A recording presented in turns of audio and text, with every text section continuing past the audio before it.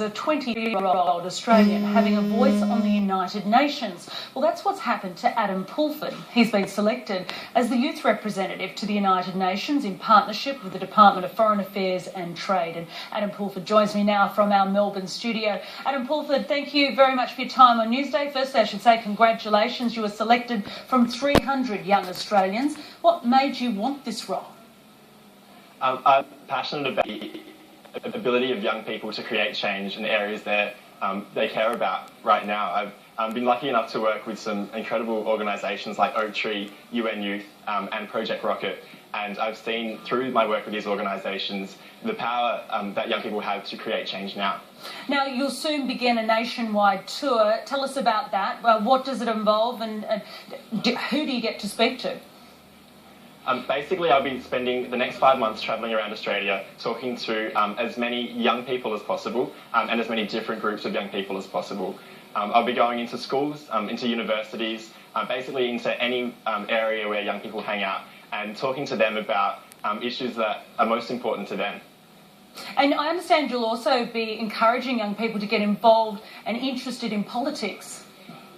Yeah, definitely. This year presents a unique opportunity because we're 4.5 months away from a federal election. At the moment, the current political system in Australia doesn't adequately represent young Australians.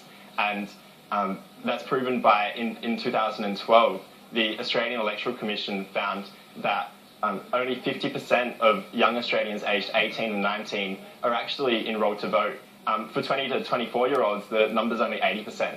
So the current political system is not representing young Australians adequately.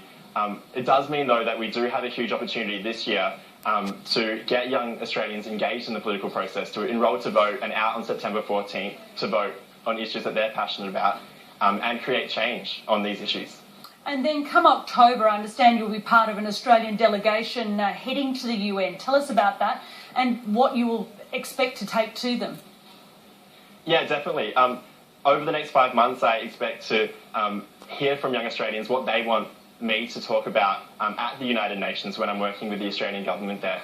But already today, I was announced today, and on the Facebook page, people have strongly called for action on climate change, on marriage equality, and actually on ending global poverty as well. So these are some of the issues I imagine I'll be taking to the United Nations, and I'll find out much more over the coming 5 months. And are you able to get into regional and rural areas as well? Yeah, definitely. That's a huge aim, to make sure that as many different areas of Australia are covered as possible. I'm limited by the resources that I have to be able to get out into those areas. So at the moment, I'm seeking partnerships with different organisations and businesses to help try and make those plans a reality. Adam Pulford, we wish you well in that national tour and then later in October at the UN, and we hope you'll come back and tell us about it here on Newsday. I'd love to. Thanks for having me. Adam Pulford there, the new voice for young Australians for the UN, announced as the youth representative to the United Nations in partnership with the Department of Foreign Affairs and Trade. Let's take a look forward.